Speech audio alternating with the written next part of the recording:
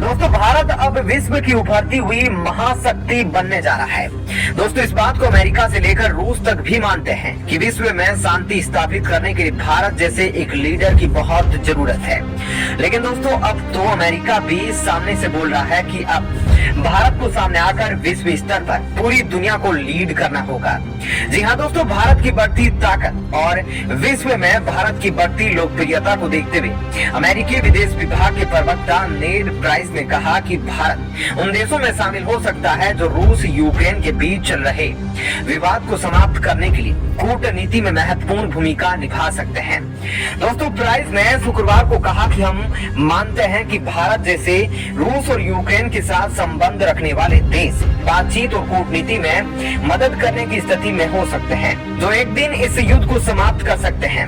रूस को जवाबदेह ठहराने और उसके युद्ध के लिए रूस पर अतिरिक्त लागत लगाने के लिए हम क्या कर सकते हैं, इस बारे में हम भारत के साथ नियमित निकट संपर्क में हैं। प्राइस ने दोनों देशों के बीच मतभेदों को कमतर आंकते हुए कहा, हो सकता है कि हम हमेशा सटीक रूप से समान नीतिगत दृष्टिकोण साझा न करें, लेकिन हम दोनों एक नियम आधारित अंतर्राष्ट्रीय आदेश को बनाए रखने की बात को साझा करते हैं जो क्षेत्रीय अखंडता और संप्रभुता का सम्मान करता है। प्राइस ने उल्लेख किया कि प्रधानमंत्री नरेंद्र मोदी ने सितंबर 2022 में सार्वजनिक रूप से रूस के राष्ट्रपति व्लादिमीर पुतिन से कहा, मुझे पता है कि आज का युग युद्ध का नहीं है, यह अपने आप में एक वर्ल्ड लीडर ही बोल सकता है। दोस्तों अमेरिका ने आगे कहा कि हम यूक्रेन के लोगों के लिए भारत के समर्थन का स्वागत करते हैं। भारत ने मानवीय सहायता प्रदान की है और भारत ने यूक्रेन के खिलाफ रूस के युद्ध को तत्काल समाप्त करने का आह्वान भी किया है।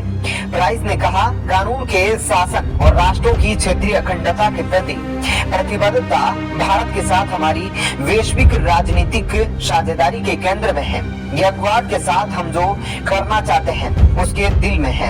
अन्य द्विपक्षीय और बहुपक्षीय काम जो हम अपने भारतीय भागीदारों के साथ करते हैं। दोस्तों यहाँ तक कि हाल ही की चर्चाओं के संदर्भ में हमने क्रेमलिन के बयान पर ध्यान दिया कि क्रेमलिन बातचीत में शामिल होने के लिए तैयार है, लेकिन केवल तभी जब नई क्षेत्रीय वास्तविकताओं को मान्यता दी जाए।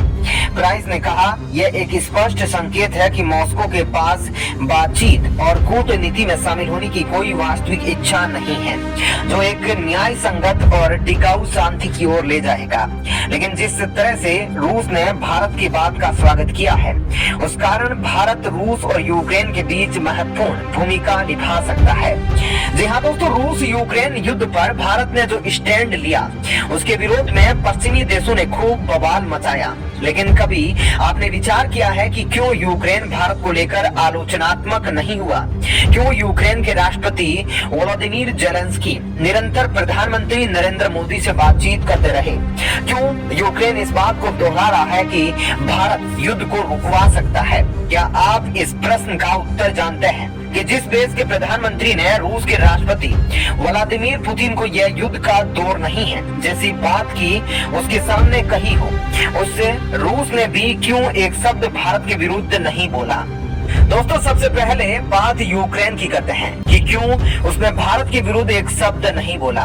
रूस यूक्रेन युद्ध शुरू होने के बाद तमाम पश्चिमी देश यूक्रेन के समर्थन में आकर खड़े हो गए थे और उसका समर्थन करने का दिखावा करते रहे, जबकि भारत ढोल बजाने की जगह पर्दे के पीछे से अपना काम करता रहा।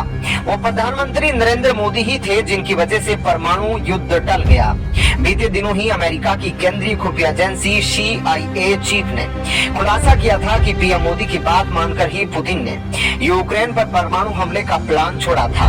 यदि प्रधानमंत्री नरेंद्र मोदी ने नहीं रोका होता तो शायद आज दुनिया एक भयंकर तबाही का मंजर देख रही होती। दोस्तों इसी तरह भारत ने रूस यूक्रेन के कारण दुनिया पर मंडराए भूखमरी के संकट को कम करने में भी भारत की अहम भूमिका निभाई। दरअसल अनाज संकट को देखते हुए रूस यूक्रेन के बीच एक समझौता हुआ था जिसके तहत काले सागर के रास्ते लाखों टन अनाज पोत के माध्यम से यूक्रेन से बाहर भेजने की अनुमति दी गई। भारत ने समझौते का समर्थन किया। वहीं नवंबर में रूस इस समझौते से पीछे हटने लगा था। जिसके बाद इसके लिए रूस को फिर से तैयार करने में भारत की भूमिका अहम रही थी। भारत की इसी भूमिका का जिक्र हाल ही में विदेश मंत्री एस जयशंकर ने अपने ऑस्ट्रिया दौरे के दौरान किया था। उन्होंने कहा कि हमने मॉस्को व कीव के बीच अनाज सौदे पर चुपचाप सहायता की थी। इसके अलावा देखा जाए तो यूक्रेन भी यह बात अच्छे से जानता है कि भारत ही वो देश है जो आज दोनों देशों के बीच समझौता करा सकता है। यही कारण है कि यूक्रेनी राष्ट्रपति जेलेंस्की ने युद्ध के दौरान प्रधानमंत्री मोदी से कई बार बातचीत की। बीते दिनों ही जेलेंस्की ने शांति फॉर्मूले को लागू करने के लिए भारत का समर्थन मांगा है, क्योंकि रूस और यूक्रेन दोनों ही संयुक्त राष्ट्र संघ की मध्यस्थता के लिए पर्याप्त तैयार नहीं है। और रूस तो साफ कहता है कि संयुक्त राष्ट्र संघ तो पूरी तरह से अमेरिका के हाथों बिक चुका है। ऐसे में दोस्तों दोनों देश भारत को ही कह रहे हैं कि भारत मीटिंग की तारीख तय करे, और यूएन में भी भारत को कहा गया है कि भारत आगे बढ़कर अहम भूमिका निभाए।